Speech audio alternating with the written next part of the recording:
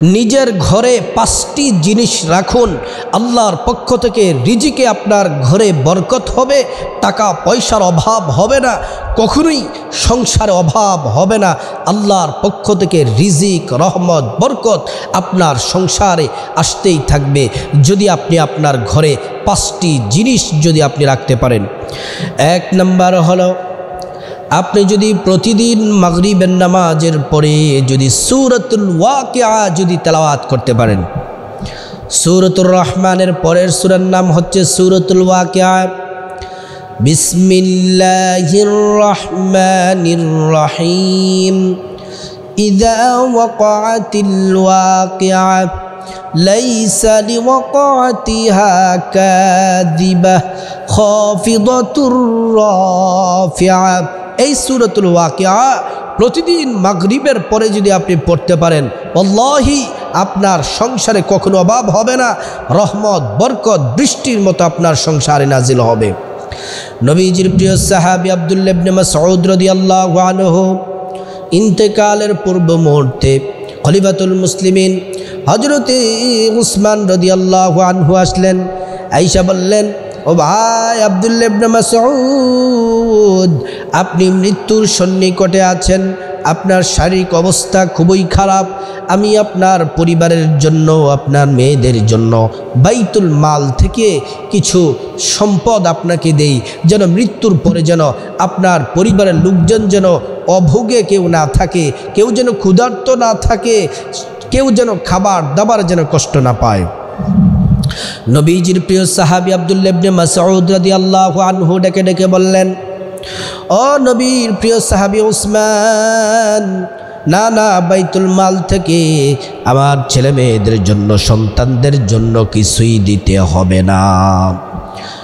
নবীজি বলছেন, সূরাতুল ওয়াকিয়ার আমল যদি কেউ প্রতিদিন মাগরিবের পরে পড়ে, আল্লাহ পাক তাকে কখনোই রিজিকের অভাব দিবেন না।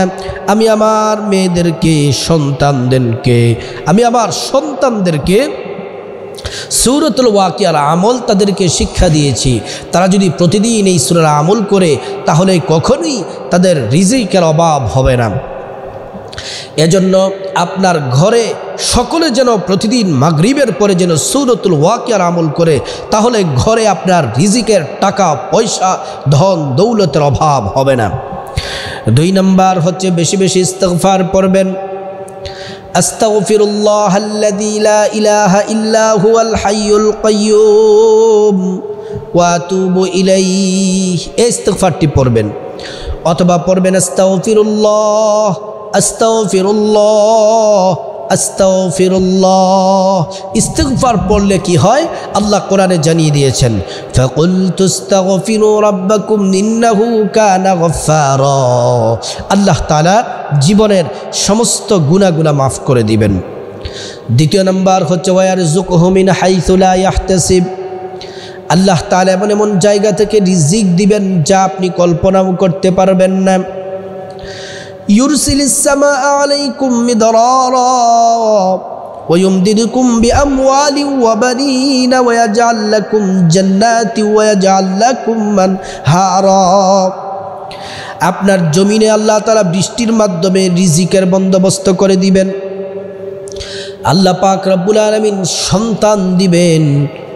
আল্লাহ তাআলা আপনাকে প্রচুর পরিমাণে ধন দৌলত দিবেন। আল্লাহ তাআলা জান্নাত আপনাকে দান করবেন। জান্নাতের নহর থেকে আল্লাহ তাআলা শরবত আপনাকে পান করাবেন যদি আপনি ইস্তিগফার পাঠ করেন। রাসূল করিম সাল্লাল্লাহু আলাইহি ওয়াসাল্লাম আরও জানিয়েছেন, মান লাজিমাল ইস্তিগফার জাআলাল্লাহু লাহু মিন কুল্লি দিকিম মাখরাজা।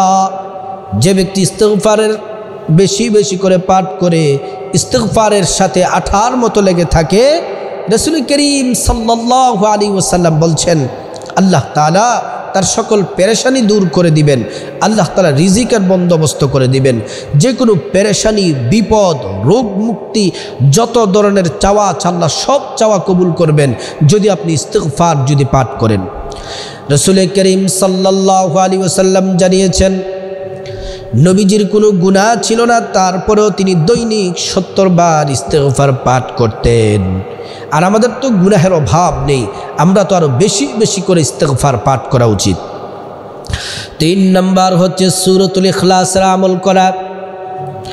আল্লাহর রাসূল সাল্লাল্লাহু আলাইহি ওয়াসাল্লাম বললেন, যে ব্যক্তি সূরা ইখলাসকে ভালোবাসে আল্লাহ তাআলা নিজে তাকে ভালোবাসেন। একদিন প্রিয় নবী সাল্লাল্লাহু আলাইহি ওয়াসাল্লাম বসে আছেন, সাথে হযরতে জিবরাইল আলাইহিস সালাম বসে আছেন। জিবরাইল বললেন, ইয়া রাসূলুল্লাহ, রাস্তা দিয়ে যে যাচ্ছে এটা কি আপনার প্রিয় সাহাবী আবু যর নাকি? নবীজি বললেন, আবু যরকে আপনি চিনেন কিভাবে? জিবরাইল বললেন, শুধু চিনিই না, আবু যরকে ভালোবাসি। শুধু আমিই ভালোবাসি না, আসমানের সকল ফেরেশতারা ভালোবাসে, স্বয়ং আল্লাহ ভালোবাসে।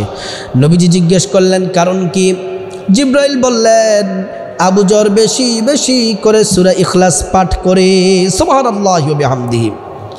একজন সাহাবী আসলেন, আয়েশা বললেন, ইয়া রাসূলুল্লাহ, ইয়া হাবিবাল্লাহ, দরিদ্রতা আমাকে গ্রাস করে ফেলেছে, চতুর্দিকে দরিদ্রতা আমাকে গ্রাস করে ফেলেছে। আল্লাহ রাসূল বললেন, তুমি সূরা ইখলাসের আমল করো। কয়েকদিন পরে সাহাবী নবীজির সাক্ষাতে আসলেন। আল্লাহ রাসূল জিজ্ঞেস করলেন, কি ব্যাপার? এবার সাহাবী বললেন, ইয়া রাসূলুল্লাহ, সূরা ইখলাস পড়ার কারণে আল্লাহ পাক রব্বুল আলামিন এত পরিমাণে সম্পদ আমাকে দিয়েছেন যা আমি কল্পনাও করতে পারি না। সুবহানাল্লাহি ওয়া বিহামদিহি। আর আপনি যদি 3 বার সূরা ইখলাস পাঠ করেন, সম্পূর্ণ কোরআন খতমের নেকি পেয়ে যাবেন। সুবহানাল্লাহ। আর আপনি যদি 10 বার সূরা ইখলাস পাঠ করতে পারেন, নবীজি জানিয়েছেন হাদিসে, মান ক্বারাআ সূরাতুল ইখলাস 10 মাররাত বানাল্লাহু লাহু বাইতান ফিল জান্নাহ। যে ব্যক্তি সূরা ইখলাস 10 বার পাঠ করবে, আল্লাহ তাআলা তার জন্য জান্নাতে একটি প্রাসাদ নির্মাণ করে দিবেন। সুবহানাল্লাহি ওয়া বিহামদিহি।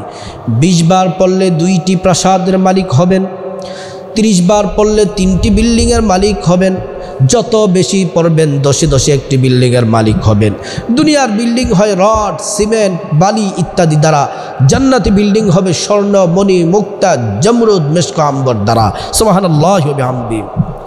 4 নাম্বার, যেই ঘরে যেই জিনিসটি রাখলে রহমত নাজিল হবে, বরকত নাজিল হবে, বৃষ্টির মতো টাকা পয়সা আসবে, আল্লাহ তাআলা ধন দৌলত প্রচুর পরিমাণে আপনাকে দিবেন, সেটা হচ্ছে জিকির করবেন। জিকির লা ইলাহা ইল্লাল্লাহ, এটাও করতে পারেন। সুবহানাল্লাহি ওয়াল হামদুলিল্লাহি ওয়া লা ইলাহা ইল্লাল্লাহু আল্লাহু আকবার, এটাও করতে পারেন। সুবহানাল্লাহিল আযীম ওয়া বিহামদিহি, এটাও করতে পারেন। সুবহানাল্লাহিল আযীম ওয়া বিহামদিহি, এটাও করতে পারেন। সুবহানাল্লাহি ওয়া বিহামদিহি, সুবহানাল্লাহিল আযীম, এটাও করতে পারেন। যে জিকির পারেন সেই জিকির করবেন। 5 নাম্বার হচ্ছে ঘরে যেই জিনিসটা রাখবেন সেটি হলো পরিবারের সবাইকে 5 ওয়াক্ত নামাজ পড়তে বলবেন, পড়ার জন্য বাধ্য করবেন। আপনি নিজে 5 ওয়াক্ত নামাজ পড়বেন, আপনার ছেলেমেয়েদেরকে নামাজ পড়ার জন্য উদ্বুদ্ধ করবেন। পরিবারের ভাই বোন স্ত্রী সবাই যেন 5 ওয়াক্ত নামাজ পড়ে, পাশাপাশি তাহাজ্জুদের নামাজ পড়ার চেষ্টা করবেন। তাহাজ্জুদের নামাজ পড়লে আল্লাহর ওলি হয়ে যাবেন। আর ওই সময় আল্লাহ পাক জমিনের প্রথম আসমানে এসে ডাকতে থাকেন, কার টাকার দরকার, ধন দৌলতের দরকার, ছেলের দরকার, মেয়ের দরকার, টাকা পয়সার দরকার, কার কি দরকার।